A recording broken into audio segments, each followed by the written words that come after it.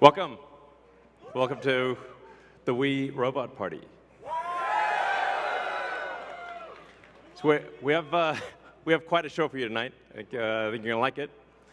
As you can see, I just arrived in the Robotaxi, the Cybercab. And there's 20 more where that came from.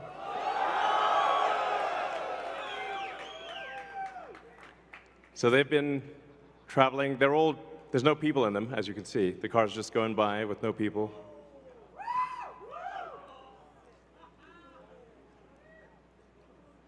And we have 50 fully autonomous cars here tonight. So you'll see Model Ys and the Cybercab, all driverless. You'll be able to take a ride in the Cybercab. There's no steering wheel or pedals. So I hope this goes well. I think the cost of autonomous transport will be so low that you can think of it like individualized mass transit. The average cost of a bus per mile for a city, not the ticket price, because that is subsidized, but the average price is about $1 a mile. Whereas the cost of Cybercab, we think probably over time, from the operating cost is probably going to be around 20 cents a mile. And price, including taxes and everything else, probably ends up being 30 or 40 cents a mile. So yes, and you will be able to buy one.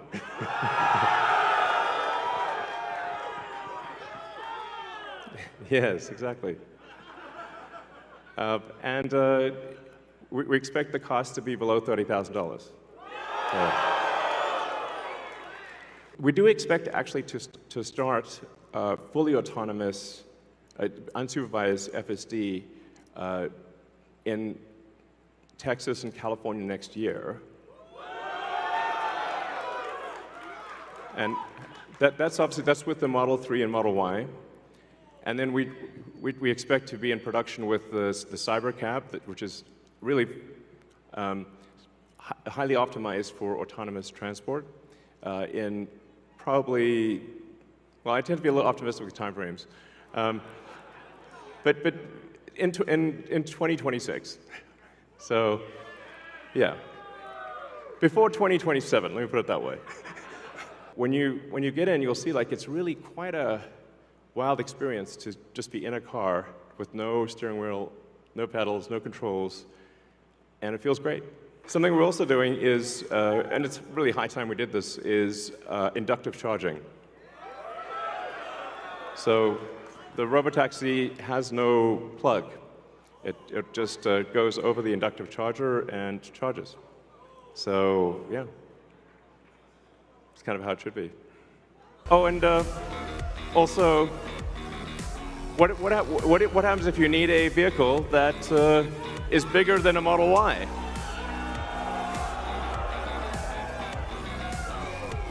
The Robovan. The Robovan is we're going to make this, and it's going to look like that. Now, can you imagine going down the streets and you see this coming towards you? That'd be sick.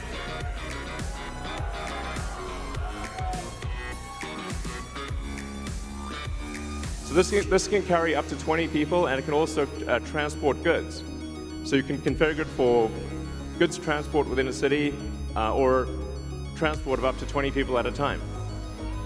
So this is gonna, the Robovan is what's gonna solve for high density. So if you want to take a sports team somewhere, or you're looking to really get the cost of travel down to, I don't know, 5-10 cents a mile, then you can use the Robovan. Some people call it the Robovan, but speaking of robots, so everything we've developed for our cars, the batteries, power electronics, the advanced motors, gearboxes, the software, the AI inference computer, it all actually applies to a humanoid robot. So the same techniques it's just a robot with arms and legs instead of a robot with wheels. And we've made a lot of progress with Optimus. And as you can see, we started up with someone in a robot suit, sort of down, and then we've progressed dramatically year after year. So if you extrapolate this, you're really going to have something spectacular, something that anyone could own. So you could have your own personal R2-D2 C-3PO. And I think at scale, this would cost something like, I don't know, $20,000, $30,000. Probably less than a car, is my prediction long term. Now, it'll take us a minute to get to the long term, but fundamentally at scale, the Optimus robot, you should be able to buy an Optimus robot for, I think, probably $20,000 to $30,000 long term. So, and what can it do? It'll be able to do anything you want. So it can be a teacher, babysit your kids, it can walk your dog, mow your lawn, get the groceries, just be your friend, serve drinks. Whatever you can think of, it will do. And yeah, it's going to be awesome. I think this will be the biggest product ever of any kind.